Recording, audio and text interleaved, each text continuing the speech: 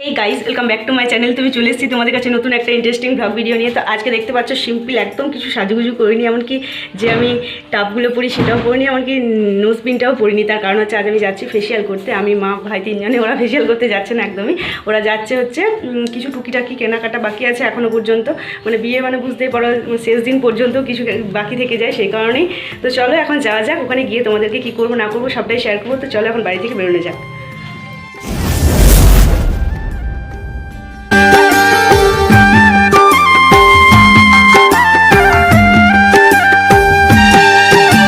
পার্লারে এখন প্রচুর ভিড়, সেই কারণে বৌদি বললো যে তোমাদের যদি বাজারে কিছু কাজ আছে তো সেগুলো সেরে নাও। তো এখন আমরা বাজারে যে টুকিটাকি কাজগুলো আছে সেগুলোই সারতে চললাম। তো চলো কাজগুলো সেরে নিই, তারপর দেন পার্লারে আসবো। চলো এখন কাজগুলো সেরে নিই বলতে একটু টেলারে যেতে হবে, জামা কাপড়গুলো দেবো বলতে সমস্ত কিছু হয়ে গিয়েছে। আরেকটা ব্লাউজ আমার বাকি রয়ে গিয়েছে, আর ভাইয়ের যে জামা প্যান্টটা ওর পরীক্ষা ছিল সেই কারণে ওটা করানো হয়নি, তো ওগুলো এখন করবো। তো চলো এখন যাওয়া যাক। হালকা কালারগুলো হালকার মধ্যে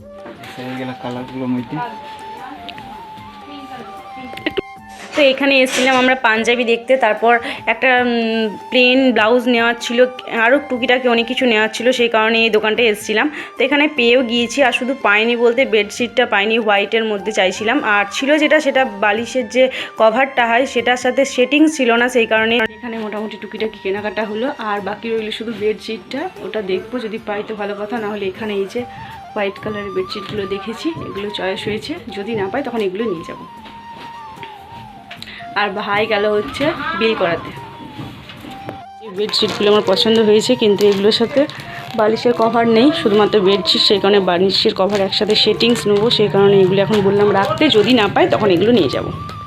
তো তারপর আমরা গিয়েছিলাম সোনার দোকানে। মায়ের নাকেরটা কিছুদিন হলো হারিয়ে গিয়েছে, আর মায়ের মুখটা খুবই ফাঁকা ফাঁকা লাগছে দেখতে, আর বিয়ে বলে কথা, বাড়িতে এত লোকজন, মুখটা যদি ফাঁকা ফাঁকা লাগে দেখতে খুবই একটা বাজে ব্যাপার লাগে, সেই কারণে মায়ের জন্য একটা সোনার নাকের নিয়েছি।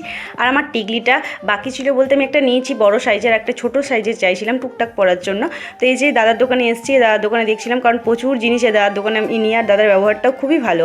তো এ দাদার দোকানে পাইনি, কিন্তু আমি অন্য একটা দোকান থেকে নিয়েছি ছোট্টখাট্টো। আর তোমাদেরকে যে বলেছিলাম যে আমি আমার কসমেটিক্সগুলো দেখাবো, কিন্তু ওগুলো জুয়েলারি টুকটাক যেগুলো নিয়েছি সেগুলো দেখানো হয়নি, তার কারণ আমার প্রচুর চাপের মধ্যে আছে, আর বিয়ের ভ্লগগুলো আমি কিন্তু এত তাড়াতাড়ি তোমাদের সাথে শেয়ার করতে পারবো না, আস্তে আস্তে সমস্ত কিছু শেয়ার করবো, কিন্তু একটু টাইম লাগবে, তোমরা একটু ম্যানেজ করে নিও। তো দেখতেই পাচ্ছ আমি ওইখান থেকে ডাইরেক্ট একদম পার্লারে চলে এসেছি। মা আর ভাই আরও বাজারে কিছু বাকি ছিল কেনাকাটা করতে, সেগুলো ওরা কিনতে গিয়েছে, আমি একদম পার্লারে একা একা চলে এসেছি। তো দেখতে পাচ্ছ ভাইও এখন অলরেডি চলে এসছে, ও একটু ক্যামেরাটা আমার ধরে দিচ্ছিল, ওকে বললাম যে সমস্ত কিছুই যখন তোমাদের সাথে শেয়ার করি এটা কেন বাকি থাকে বলো, তোমাদের সাথে এটাও শেয়ার করলাম। তো ফেসিয়ালটা যেহেতু আমি ফার্স্ট টাইম করছিলাম, আমার প্রচণ্ড ভয় করছিল, তার কারণ আমার সেনসিটিভ স্কিন, আমার মুখে কী না কি বেরিয়ে যাবে, কিন্তু এখনও পর্যন্ত আমি ভয় সবার দিচ্ছি। তারপরের দিন সকালে আমার কিন্তু কিছু হয়নি, ঠাকুর ইচ্ছায় জানি না কী হবে না হবে, কিন্তু ভয় করছিল আমার প্রচণ্ড, কারণ আমি ফেসিয়াল এর আগে কখনও করিনি, আর অনেকক্ষণ ধরে ওয়েট করতে হচ্ছিলো, আমার প্রচণ্ড বোরিং লাগছিল।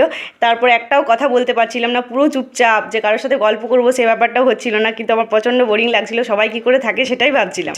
তো মোটামুটি সব স্টেপগুলো হয়ে গিয়েছে, তো এখন শুধুমাত্র লোমটা একটু তুলতে বাকি আছে। তো এখন বাজছে মোটামুটি 9:30 মতো, 9:23। তো বাড়ি যেতে 10টা হবে।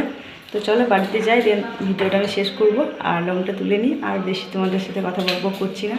তো চলো এখন লোমটা তুলে নিই, বাড়িতে গিয়ে তোমার সাথে দেখা হচ্ছে। আর এই যে মা এখন শুধুমাত্র প্লাগ করছে 10 বছর পর। তো চলো যেটা বাকি আছে ঝটপট সেরে নিই।